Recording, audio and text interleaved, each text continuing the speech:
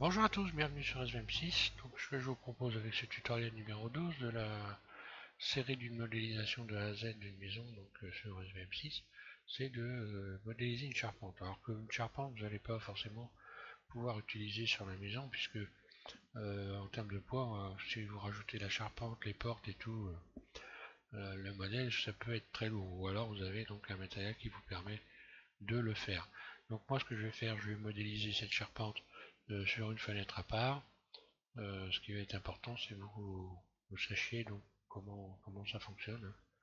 Donc ça a l'air très, il y a beaucoup de pièces, ça donne l'impression d'être très compliqué. Vous allez voir, c'est pas vraiment très compliqué. Après, vous avez les rois de la charpente, hein. Vous allez même pouvoir construire votre maison pour ceux qui n'ont pas. Donc on va faire ça.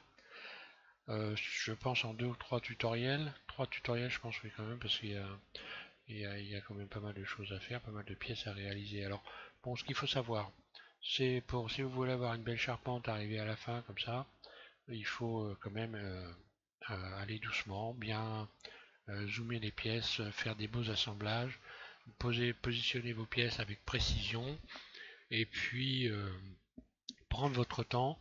Si vous ratez quelque chose, n'hésitez pas à le supprimer et à recommencer. Éventuellement, reprenez le tuto, regardez. Enfin, voilà, si vous voulez avoir des beaux assemblages et quelque chose de propre, il faut être un peu méticuleux quand même.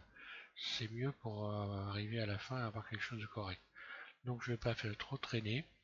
Je vous donnerai au fur et à mesure donc toutes les appellations, hein. Alors, on va commencer par modéliser donc, les chevrons. Donc, qui sont ces pièces ici. Voilà. Alors je ne modéliserai pas les linteaux ici, donc ces barres de bois ici sur lesquelles on vient poser les tuiles, puisque bon après ça servirait pas à grand chose, hein. On va pas mettre de tuiles, donc on va déjà se contenter de ce que je vous ai fait voir précédemment. Je vous donnerai le nom des pièces au fur et à mesure, et puis voilà, hein. Que dire de plus avant de commencer? Je pense pas grand chose, hein. Je réfléchis. Bon, allez, on va mettre en place les chevrons. Donc je pars sur une autre fenêtre.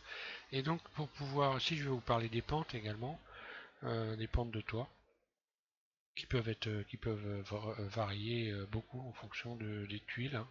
Je vais vous donner quelques indications. Donc je repasse sur une autre fenêtre.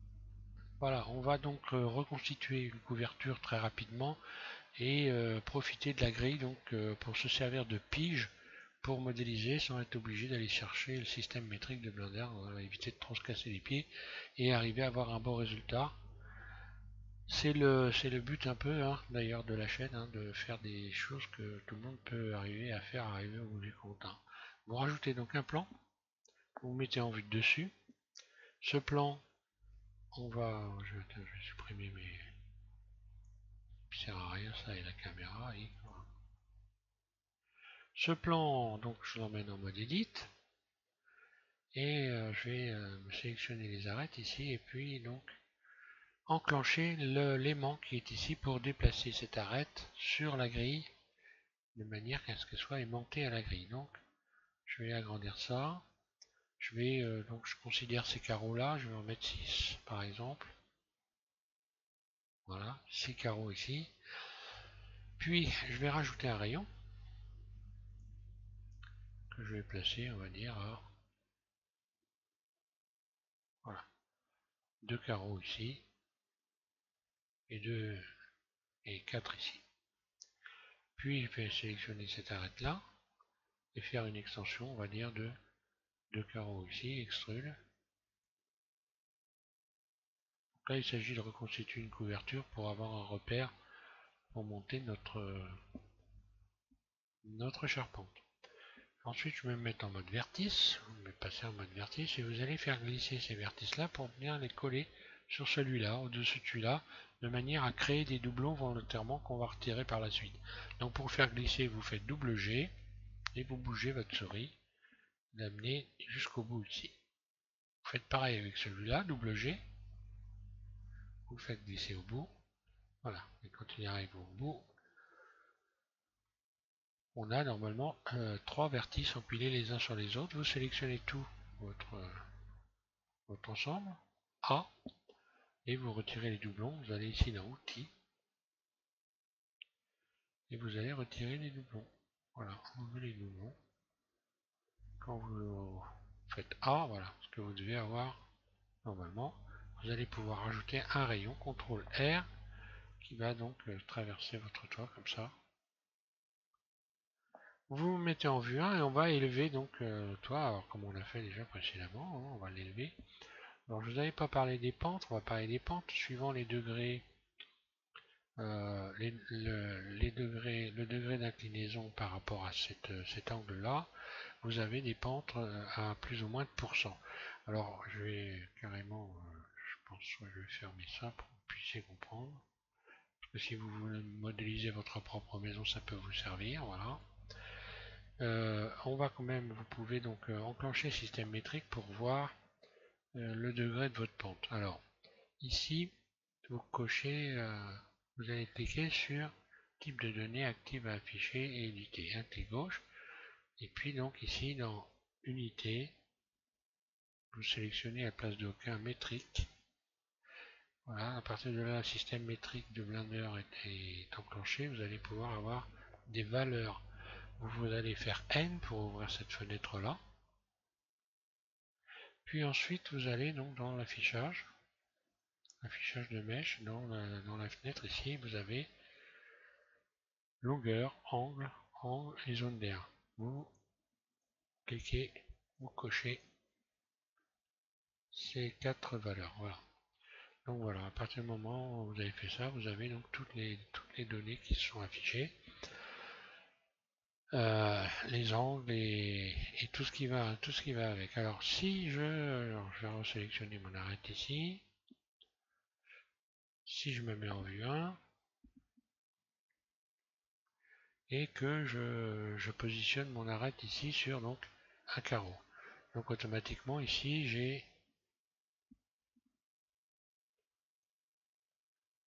ici donc oui, je vais sélectionner la face, ça sera mieux voilà. Quand vous sélectionnez les faces, vous avez donc toutes les valeurs qui s'affichent. Automatiquement ici j'ai un angle à 45 degrés. 45 degrés c'est donc les degrés.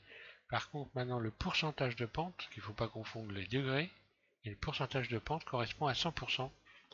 Donc pour avoir la pente par rapport au degré que vous avez ici, il vous suffit d'aller sur le net et vous avez des traducteurs de degrés en pente. C'est-à-dire que si vous tapez 45 degrés par exemple, on vous dira que votre toit a une pente à 100%. Voilà.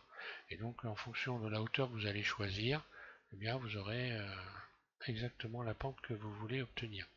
Voilà, donc je vais refermer cette fenêtre et puis décocher tout ça, puisque moi ce qui m'intéresse c'est pas de travailler avec le système métrique, mais c'est de travailler avec ses yeux. Je vais supprimer ça, voilà. Aïe. X face. Voilà. Et alors pour la pente, moi j'aime bien les toits pentus. C'est ce que je disais à un moment, bon, si vous voulez, avec le temps, les matériaux ont changé, les ardoises, les tuiles, enfin toutes les couvertures sont très différentes les unes des autres. Et suivant la couverture, suivant le type de couverture que vous allez mettre, vous allez avoir, on va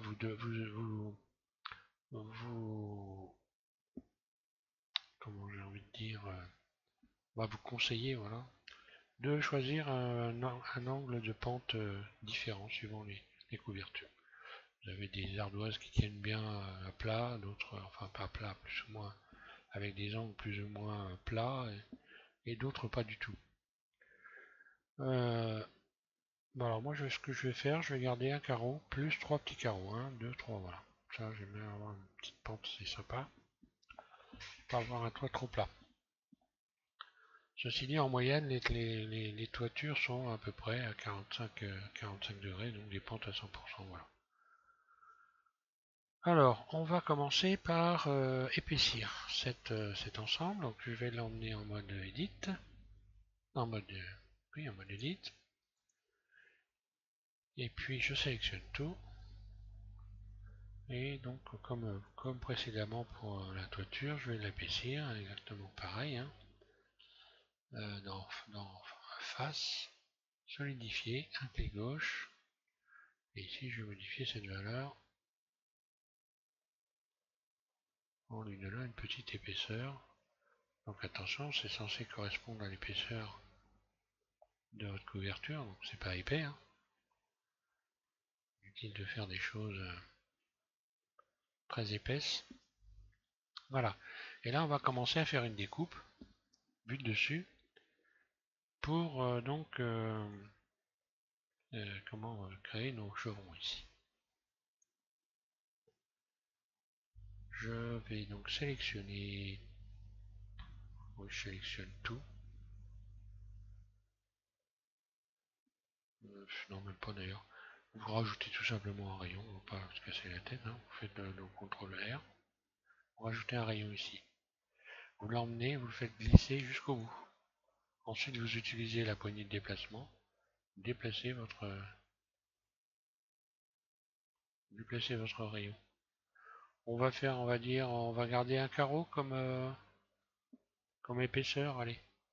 On va essayer de faire des choses. Bon, ça serait un peu beaucoup quand même, faut pas exagérer, donc je vais faire un peu moins, je vais retirer l'aimant.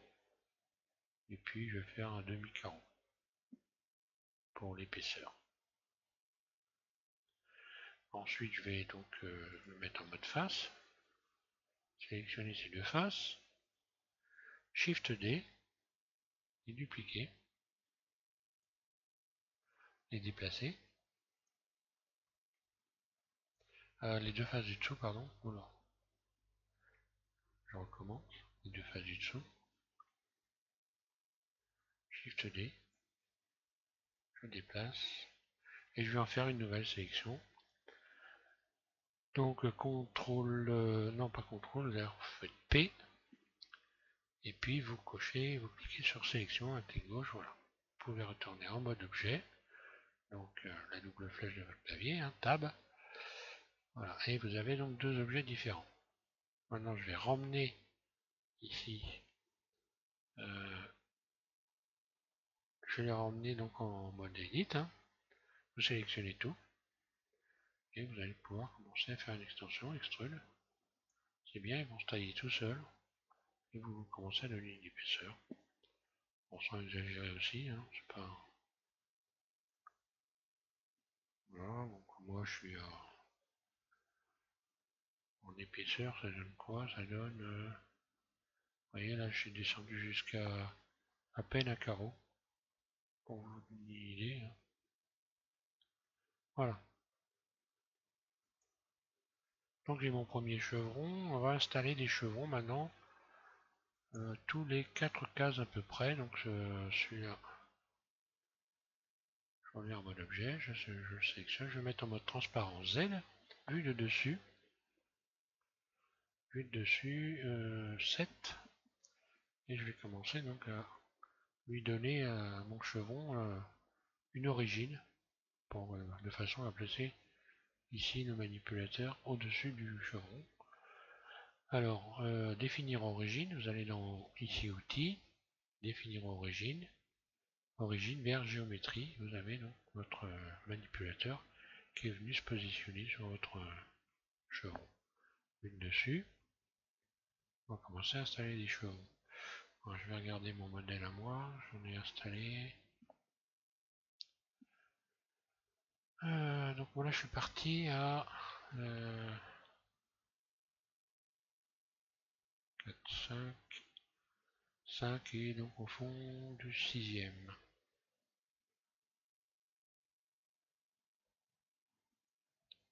Alors, donc celui-là, je le place 1, 2, 3, 4, 5.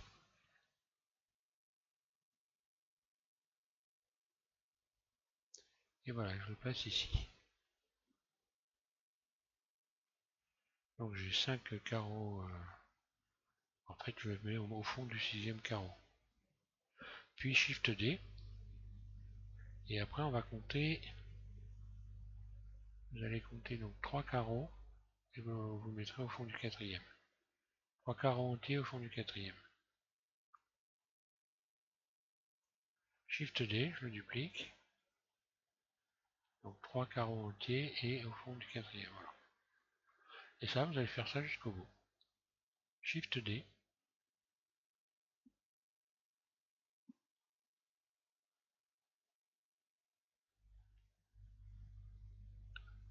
Et ainsi de suite.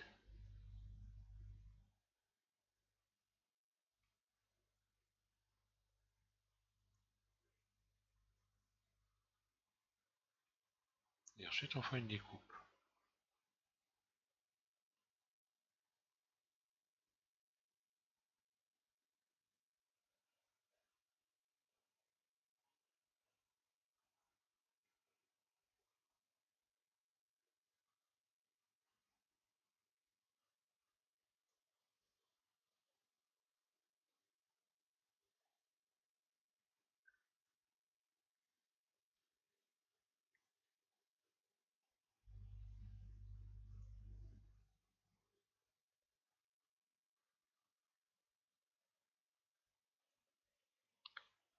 Donc là, c'est pareil. On va faire la même chose de ce côté-là.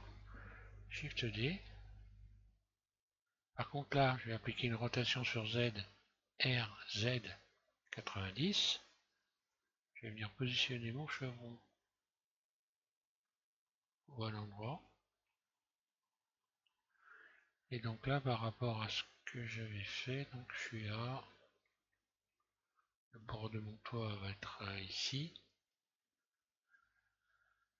Je vais partir, ou alors, bah voilà, simplement le mieux c'est de faire en sorte d'avoir ici une forme carrée.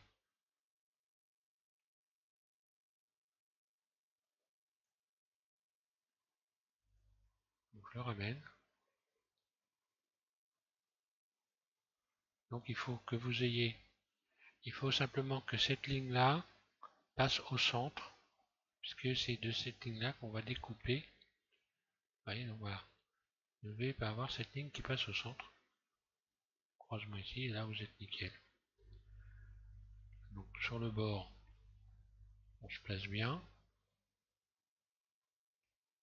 Ici, hein. Voilà. Et on recommence, Shift D. Vous laissez 3 carreaux et vous vous placez au fond du quatrième. Voilà, on peut utiliser le curseur 3D par exemple. Alors, Shift D.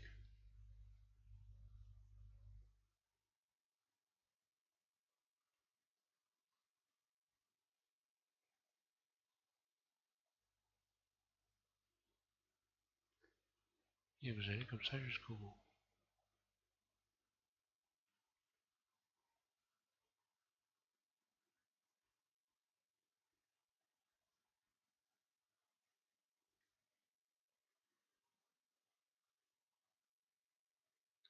Alors j'ai pas fait les assemblages, évidemment on peut les faire. Hein. Je me suis amusé à les faire quand même pour moi. C'était amusant à modéliser. Mais ceci dit, voilà, ça en problème de poids. Shift D, je continue, voilà.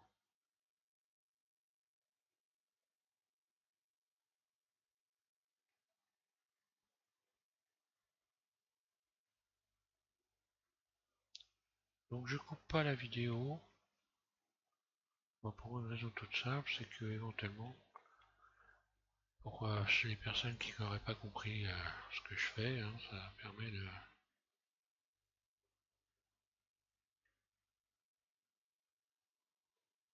voir plusieurs fois. Hein.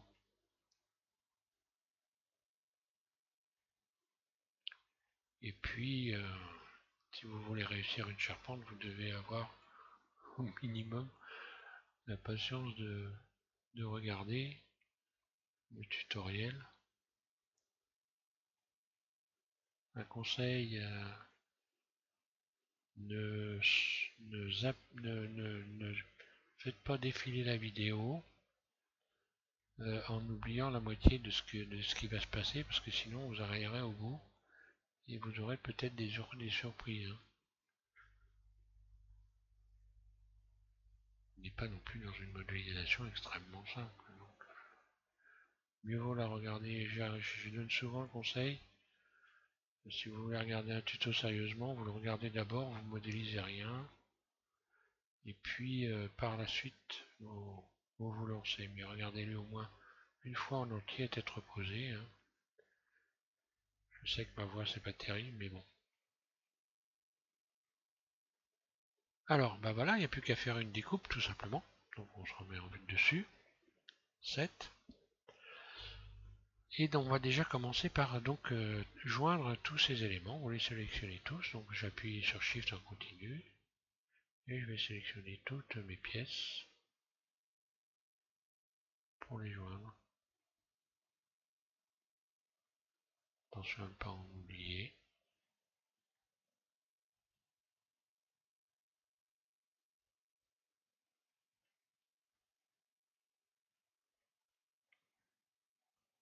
Voilà. Ah, c'est bon. Vous allez ici donc dans Outils et vous allez faire joindre. Voilà. Donc à partir de là, vous avez donc cet ensemble là.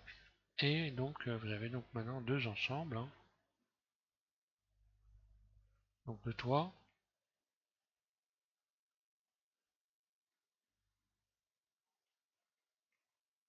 et donc l'ensemble de. Ça y est, je vais tourner de chevrons. Voilà. Donc vous vous remettez en vue dessus. Vous sélectionnez vos chevrons, bien sûr. Votre transparent Z et on va pratiquer une découpe. Donc il faut tout sélectionner, hein. Donc vous faites A pour tout sélectionner et on va faire vous allez pouvoir faire la découpe. Alors là je vois que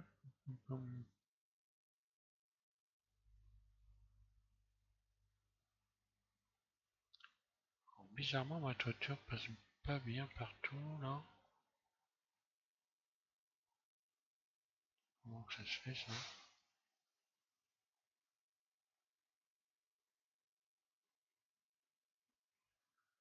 Hmm. J'aurais dû croiser mes chevrons comme il fallait. Bon, bah, je vais aller en mode élite. CTRL L. Parce qu'après, pour la découpe, après, c'est casse-pied, hein. Donc là, on a croisé ici, on est passé là. Donc là, voilà, je vais faire en sorte de pouvoir couper mes chevrons correctement. CTRL L.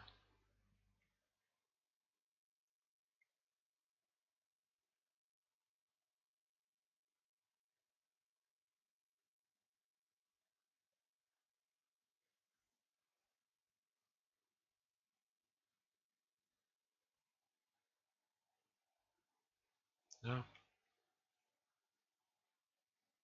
ça évitera des problèmes par la suite. J'aurais dû un peu resserrer un peu plus. Bon, c'est pas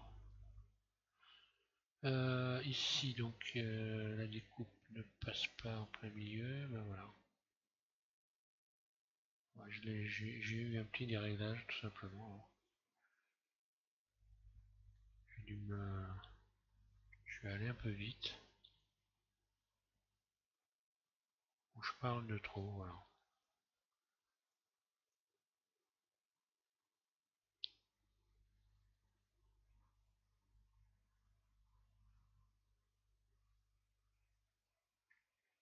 Bon, bah, je vais redécaler tout, c'est pas grave.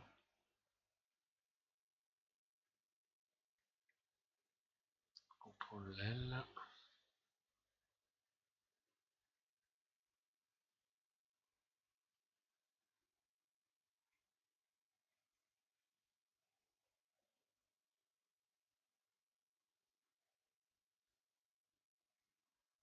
Je vais faire une mauvaise sélection. CTRL L. Vous voyez comment on fait des erreurs vite fait, hein. Pas grand chose. Donc CTRL L. Voilà. Chaque fois, il faut bien tout sélectionner, sinon...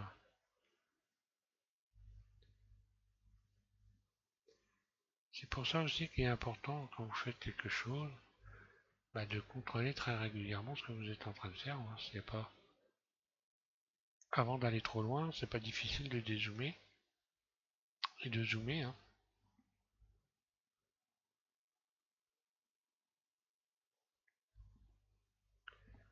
fois ça peut faire gagner beaucoup de temps.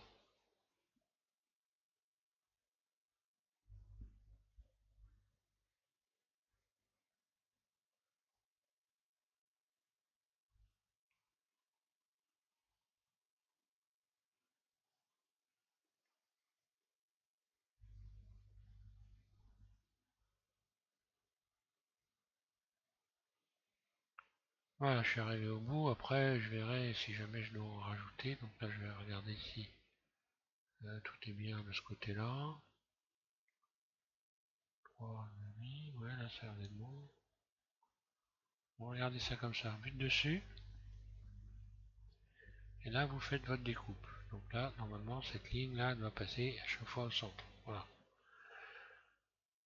Alors, on va donc aller en mode Edit. Vous sélectionnez tout. A.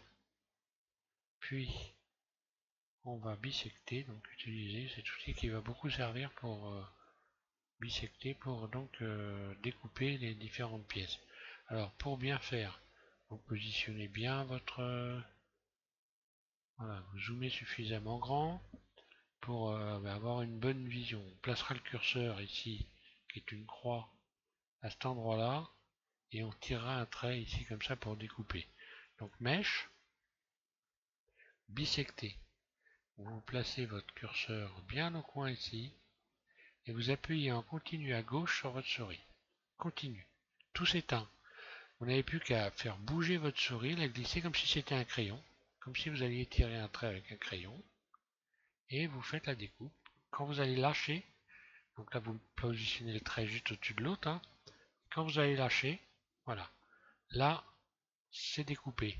En fait c'est pas découpé, il y a un rayon qui s'est positionné entre chaque élément. Vous n'avez plus qu'à faire V, voilà. Et là maintenant c'est découpé. V, un clic gauche, voilà, bon. Alors maintenant il ne faut pas se planter. Il faut retirer tous les éléments qui ne servent plus à rien du tout. Donc tous ceux qui sont à l'intérieur ici. Voilà.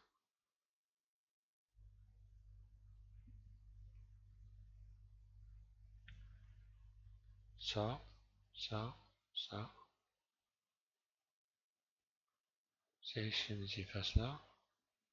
On recommence.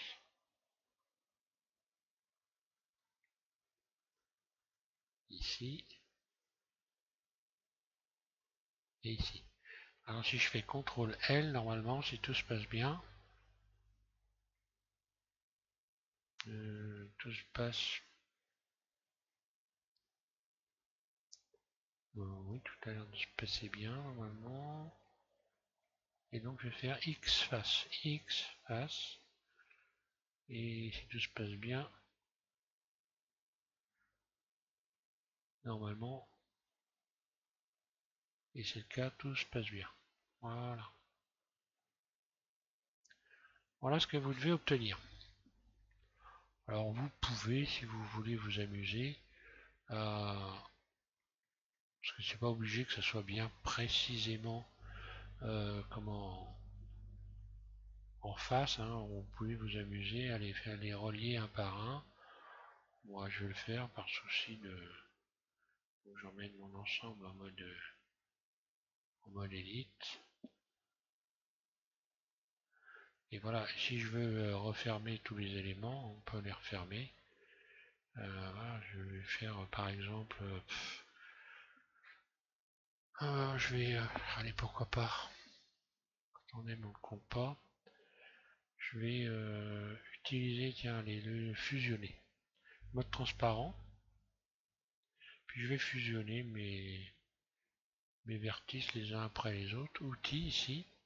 Et vous allez fusionner. Alors, le premier vertice ici, je le sélectionne en premier, celui-là.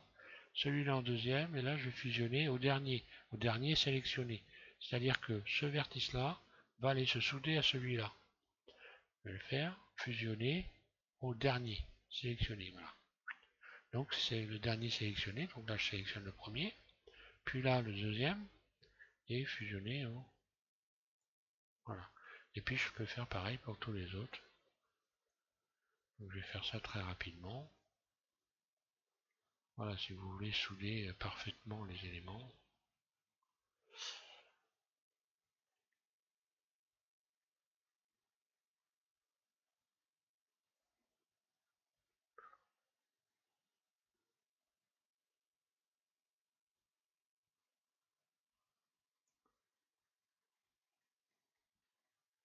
Tiens, tiens, que s'est-il passé là? Ah oui, la soudure, faut pas se tromper, là, elle est ici. Donc ça, prenez votre temps. On va savoir que de toute façon, ils sont pas dans la réalité, ils sont pas soudés, hein. Après, on va mettre une... Alors là, il faut pas se planter. Euh,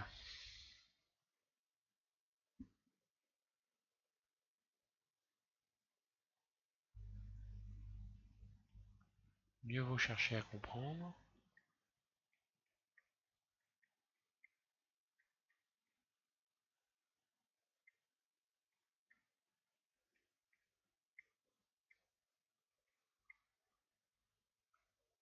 Ouais, donc là, je vais sélectionner celui-là, je vais le dernier.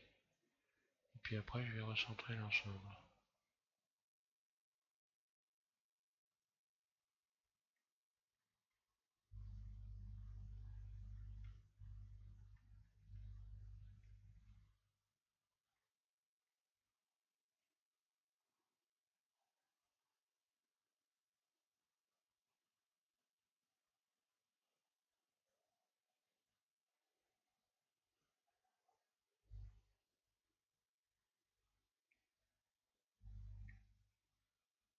Où est le problème? Non, je reviens en arrière. Ah,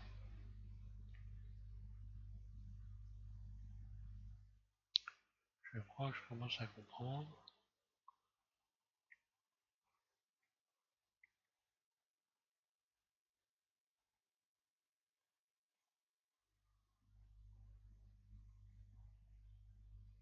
Ouais, voilà. Voilà où est le souci.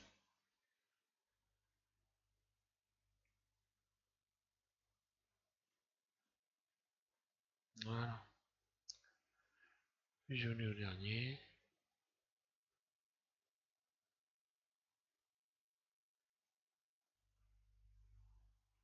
Donc je vous disais, il vaut mieux, quand vous êtes planté, recommencer.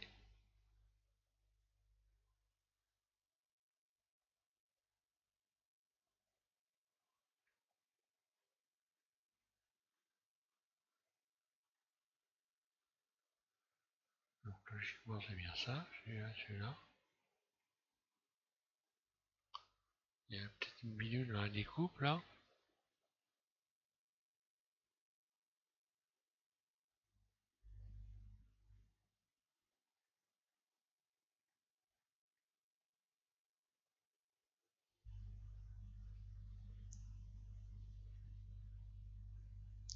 Bon, je vais fusionner au centre, hein, tout simplement. Pas me casser la tête.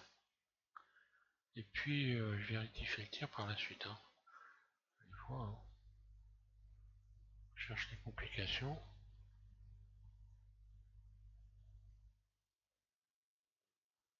Fusionner au centre.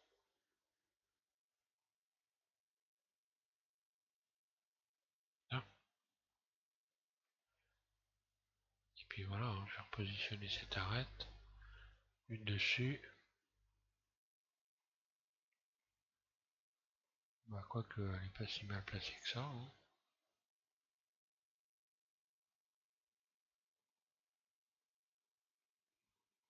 Voilà.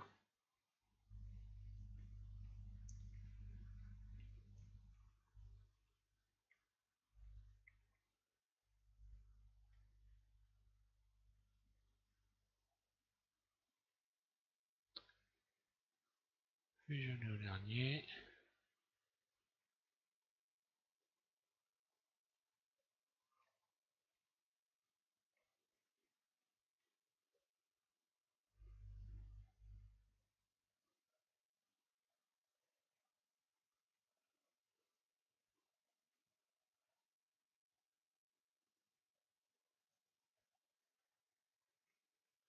Et ainsi de suite. Donc là on voit que celle-là elle est trop haute. Donc celle du dessus en premier et puis celle du dessous en second.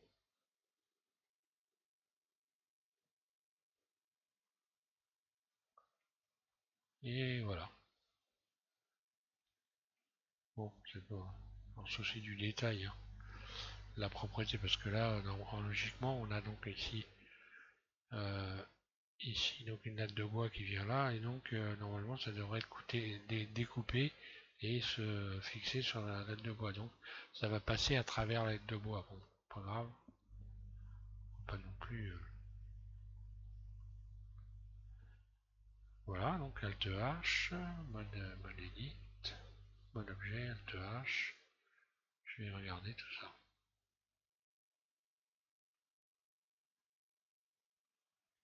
Voilà, donc ma couverture est parfaitement positionnée au-dessus, il n'y a pas de souci. Donc vont venir se greffer en dessous. Maintenant, on va donc installer ensuite les pannes ici. Donc les pannes, vous avez cette panne là, donc la panne fêtière. Ces deux-là sont que nous on va en mettre deux ici, il n'y en a qu'une, on va en mettre deux. Il y aura donc deux pannes ici, et puis donc ici la panne sablière. Voilà, panne sablière, c'est celle qui est ici. Nous on va la mettre à plat, et ici on va mettre deux pannes donc. Et donc plus la panne fêtière qu'on va placer sous les chevrons. Voilà. Je ne sais pas où j'en suis en termes de temps, je vais regarder quand même.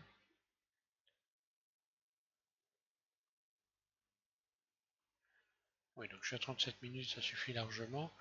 Ça, c'est le tuto numéro 12. Donc on voit avec le numéro 13 installer donc, les pannes, les différentes pannes, et on va s'amuser à sculpter les têtes de panne, leur donner des formes, des belles découpes. Voilà. Merci à tous de suivre SBM6, et puis donc je vous invite à continuer avec le prochain tutoriel qui sera donc le numéro 13 pour la modélisation d'une charpente pour une maison. Voilà, merci à tous. Bonne modélisation.